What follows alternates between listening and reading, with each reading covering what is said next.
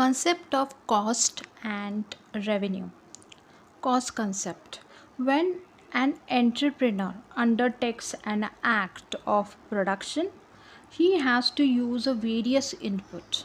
When we conduct the production in our organization, in our industry, तो वहाँ पे काफ़ी सारा input लगता है like raw material, labor, capital, etc. And he has to make a payment for such an input. जैसे raw material के पर आपको पेमेंट देना है, salaries are there, overhead, electricity charges, then motive power and everything, you have to pay for that. So the expenditure incurred on this input is known as a cost of production. उस product को बनाने के लिए जो खर्चा आया है उसे हम कॉस्ट ऑफ प्रोडक्शन कहेंगे. Increase with an increase in input of output. And there are the three types of cost which are as follow. सबसे पहला आता है टोटल कॉस्ट, जिसे हम TC कहेंगे. Total cost is a total expenditure incurred by the firm on a factors of production required for the production of the goods and services. जो भी goods आप बना रहे हो या तो जो सर्विस आप रेंडर कर रहे हो, दे रहे हो, उसको बनाने के लिए जो खर्चा आया है उसको हम टोटल कॉस्ट बोलेंगे. टोटल खर्चा जो आपने वहाँ पे स्पेंडिंग किया है to produce that, to manufacture that. The total cost is a sum of the total fix cost and total variable cost at a various level of output. कुछ खर्चे फिक्स्ड होता है. Each and every month you are suppose to pay it on the regular basis, उसको हम लोग fix cost कहेंगे. Variable cost यानी वो फिक्स नहीं होते, चेंजेस होता है. It depends upon the expenditure you make. For example electricity bill, आपको उतना ही इलेक्ट्रिसिटी बिल पे करना है जितना आपने इलेक्ट्रिसिटी कंज्यूम किया है. So that is one of the example of variable cost. Whereas a fix cost is concern rent, वो तो पहले से डिसाइड होता है, कॉन्ट्रैक्चुअल होता है, 1 ईयर, कुछ 5 ईयर्स का भी होता है. तो उसमें आपकी जो रेंट की अमाउंट है that is fixed per month. So that is an example of fixed cost. अभी हम फॉर्मूला देखेंगे. Total cost is equal to TFC plus TVC, that is total fix cost plus total variable cost. इन दोनों की total मिला के total cost होता है. नाउ टोटल फिक्स कॉस्ट हम देखेंगे.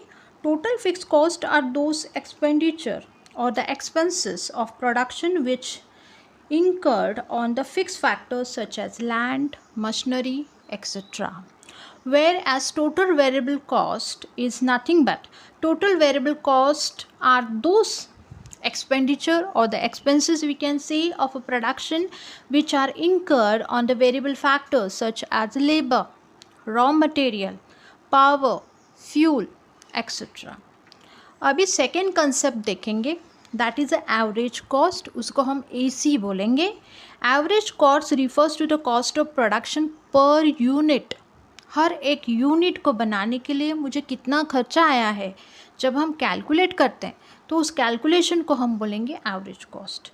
It is calculated by dividing the total cost. जितना मेरा टोटल खर्चा है उसको हम डिवाइड करेंगे by the total quantity of produce. मैंने कितना प्रोड्यूस किया है उसे जब हम डिवाइड करेंगे we will get an average cost. So the formula is AC is equal to TC upon TQ.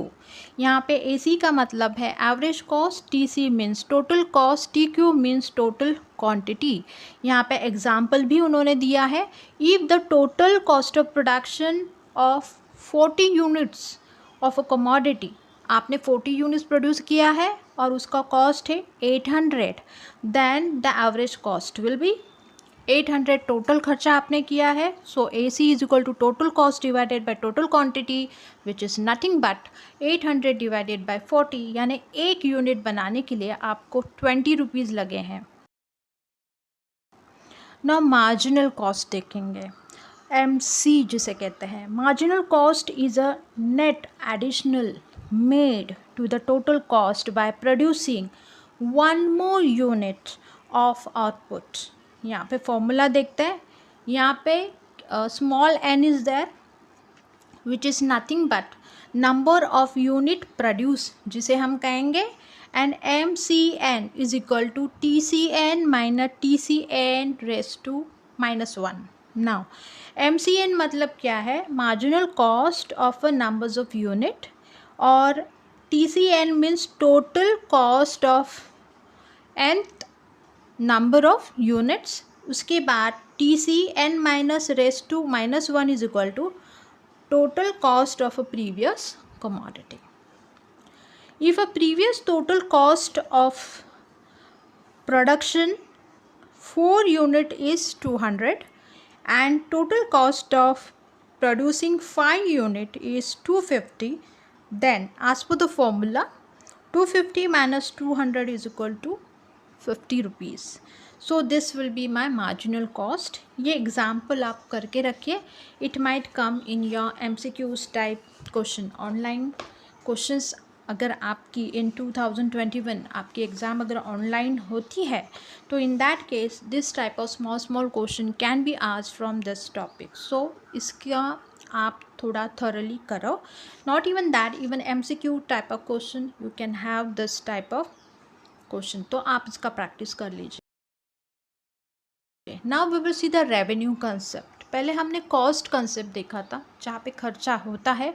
Now we will see the revenue यानी receipt.